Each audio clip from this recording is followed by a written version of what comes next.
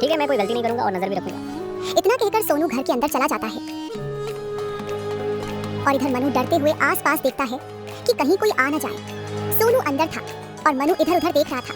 तभी मनु की नजर जमीन पर पड़ी बांसुरी पर गई। अरे मैं बचपन में बहुत बजाया करता था बांसुरी।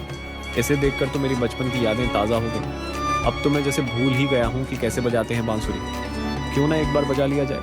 ऐसा कहकर मनु वो बांसुरी उठा लेता है और बजाने लगता है।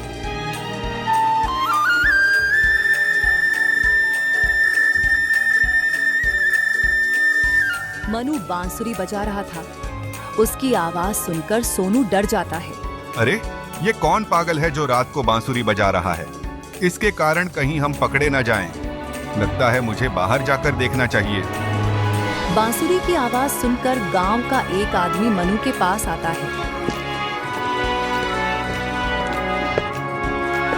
क्यों भाई, कौन हो तुम जो हमारी रात खराब कर रहे हो अपनी बेसुरी आवाज से? अगर तुम्हें बजाना है तो अपने घर में बजाओ, हमारी नींद क्यों खराब कर रहे हो? मुझे माफ़ कर दो भाई, मैं अब नहीं बजाऊंगा। वैसे तुम इतनी रात को यहाँ क्या कर रहे हो? तुम्हें तो कभी गांव में नहीं देखा, कहाँ से आए हो? इसी बीच सोनू चुपके से आता है। अरे भाई साहब, ये पागल है जो रात को बांसुरी बजा रहा है। इसमें अक्ल नहीं है। आप सही कह रहे हैं, पर आप इसे इस बार छोड़ दीजिए, ये दोबारा नहीं करेगा। चलो ठीक है, तुम्हारे कहने पर छोड़ देता हूँ, नहीं तो इसकी बांसुरी तो मैं ही बजा देता।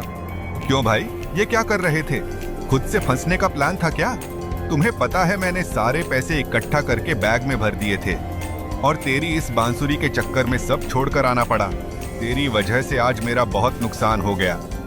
मुझे माफ़ कर दो भाई, मुझे बांसुरी देखकर अपने बचपन की याद आ गई थी तो मैंने उठा के बजा ली। इस बार के लिए मुझे माफ़ कर दो, आगे से मैं ऐसी गलती कभी नहीं करूँगा। चलो ठीक है, आज तो नुकसान हो ही गया, पर ध्यान रहे आगे से ऐसी गलती नहीं होनी चाहिए, वरना तुम्हें साथ लेकर नहीं आऊंगा। अब चलो जल्दी यहाँ से निकलते हैं। अगले दिन वे दोनों फिर से चोरी करने के लिए निकल जाते हैं। सुन, आज मैं सामने वाले घर में चोरी करने जा रहा हूँ। इस बार कोई गलती मत करना, पिछली बार की तरह। पिछली बार तो तूने मेरा नुकसान कराया ही था। नहीं, इस बार कोई गलती नहीं होगी। सोनू सामान लेने घर के अंदर चला जाता है, जहाँ एक बुजुर्ग व्यक्ति सो रहा था। अच्छा है ये बुजुर्ग सो रहा है। जल्दी से जाकर सारे पैसे और जेवरात ले लेता हूँ और बैग में भरकर यहाँ से निकलता हूँ। सोहन चोरी कर रहा था और मनु बाहर से ही देख रहा था।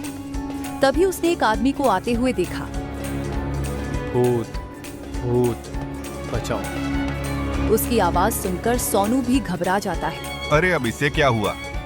लगता है ये हमें इस बार भी पकड़वाएगा। अगली बार से इसे साथ नहीं लाऊंगा। अरे क्या हुआ भाई, क्यों चिल्ला रहे हो? मैं कोई भूत नहीं हूँ, मैं भी तुम्हारी तरह इंसान ही हूँ। अरे भाई साहब, इसे इस बार छोड़ दीजिए। ये पागल है, इसे हर जगह भूत ही दिखता है। रामू वहाँ से चला जाता है। क्या कर रहे हो तुम? हर बार मुझे पकड़वाने के पीछे ही क्यों पड़े हो? वो तुम्हें जिंदा आदमी नहीं दिखा? माफ़ कर दो भाई, इस अंधेरे में देखकर मुझे बहुत डर लग गया था। नहीं, अब तुम जाओ और कल से मत आना। अब मैं तुम्हारे साथ काम नहीं कर सकता। मनु फिर गांव में जाकर सारी बात गोपी को बताता है। ये क्या, तुम्हें तो कहा था कि तुम कोई गलत काम नहीं कर रहे हो। क्या चोरी करना सही काम है? मुझे चोरी की कमाई नहीं चाहिए। ये मेरा कंगन ले जाओ और इससे कुछ जमीन खरीदकर खेती करो और ईमानदारी से कमाई करो। मनु ने इस घटना के बाद से चोरी छोड़ दी और ईमानदारी के रास्ते पर चलने लगा। पर सोनू ने चोरी नहीं छोड़ी। अब तो वो आते जाते लोगों को भी धमकाने लगा था। एक बुजुर्ग व्यक्ति जंगल के रास्ते से अपने घर जा रहा था। तभी वहां सोहन आ गया। क्यों रे बुजुर्ग, जल्दी से ये पैसे मुझे दे दे और अपनी जान बचाकर यहाँ से भाग जा, वरना तुझे मार डालूंगा। बेटा ऐसा मत करो, मैंने बड़ी मुश्किल से अपनी सारी कमाई जोड़ी है। मुझ पर दया करो और मुझे जाने दो।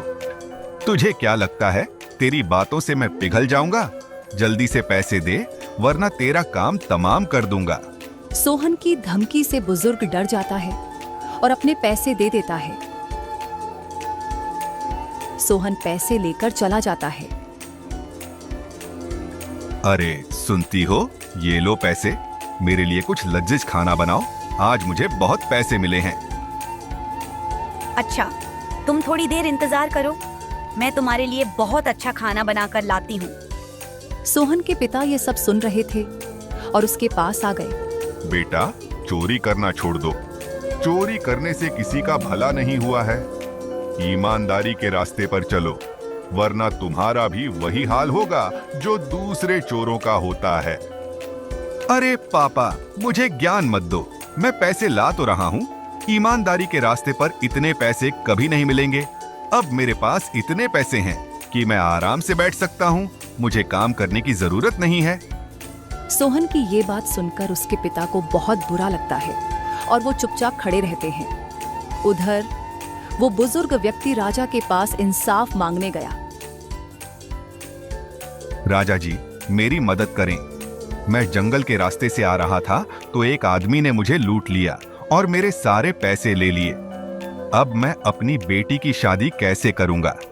कृपया मेरी मदद करें। तुम घबराओ मत, मैं उस आदमी को जल्द से जल्द ढूंढूंगा। मैं देखना चाहता हूं कि कौन मेरे राज्य में चोरी कर रहा है। उसे सख्त से सख्त सजा मिलेगी। जाओ और जाकर उस चोर को पकड़कर लाओ। राजा जी, हमने गांव का चप्पा चप्पा छान मारा, लेकिन हमें कोई चोर नहीं मिला। राजा बहुत परेशान हो गया कि आखिर चोर को ढूंढे कैसे। फिर उसे एक विचार आया और उसने अपने सैनिकों को एक साधारण भेष में पैसे लेकर जंगल के रास्ते में भेजा। सैनिक पैसे लेकर जंगल के रास्ते जाने लगे और सोहन ने यह देखा। अरे वाह, आज तो बहुत पैसे मिलेंगे। इन दो आदमियों के पास लगता है बहुत पैसे हैं। सोहन अचानक से उनके आगे आ जाता है। लाओ, जल्दी से ये सारे पैसे मुझे दे दो, वरना यहीं मार दूंगा। ऐसे कैसे मारोगे हमें? मेरे पास ज्यादा वक्त नहीं है, जल्दी से ये पैसे दे दो।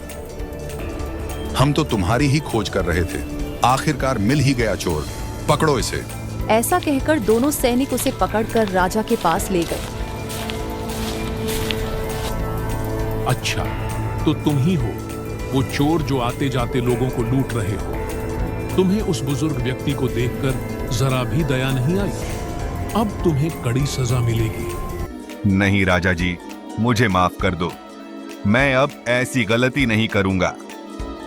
पर राजा ने उसकी बात नहीं मानी और उसे जेल में डाल दिया। राजा ने उस बुजुर्ग व्यक्ति को उसकी बेटी की शादी के लिए पैसे दिए, जिससे उसने अपनी बेटी की शादी कर दी। उधर मनु भी खेती करके अच्छे पैसे कमाने लगा। अगर आपको कहानी पसंद आई हो तो वीडियो को लाइक करें और चैनल को सब्सक्राइब करें। अपना फेवरेट पार्ट कमेंट में जरूर बताइए। Thanks for watching.